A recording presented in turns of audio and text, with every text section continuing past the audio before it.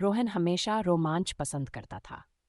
Adventure trip के दौरान वह अपने ग्रुप से बिछड़कर घने जंगल में खो गया।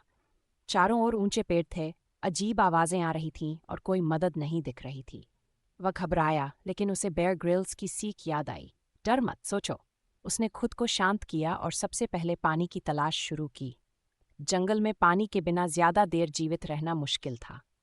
कुछ दूर चलते ही उसे झरने की आवाज सुनाई दी। उसने सावधानी से पानी पिया और पत्तों में भरकर थोड़ा अपने साथ रखा। अब उसे भूख लगने लगी। उसने पेड़ों पर लगे फल देखे, लेकिन उसे पता था कि हर फल खाने योग्य नहीं होता।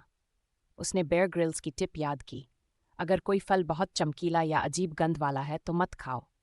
उसने कुछ सुरक्षित फल चुने और धीरे धीरे खाए, जिससे थोड़ी ऊर्जा मिली। तभी अचानक झाड़ियों में हलचल हुई।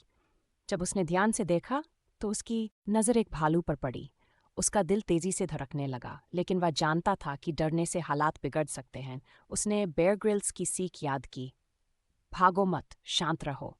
बिना आंख मिलाए वह धीरे धीरे पीछे हटने लगा। कुछ देर देखने के बाद भालू वहां से चला गया।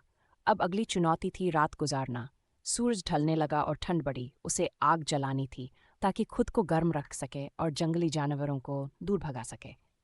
उसने सूखी लकड़ियां और पत्थर किए और घर्षण से चिंगारी निकालने की कोशिश की। कई असफल प्रयासों के बाद आखिरकार एक चिंगारी निकली और धीरे धीरे आग जल गई। अब वह सुरक्षित महसूस कर रहा था।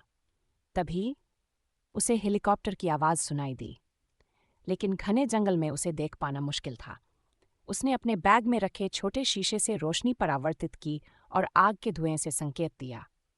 कुछ ही मिनटों में बचाव दल ने उसे देख लिया और सुरक्षित निकाल लिया।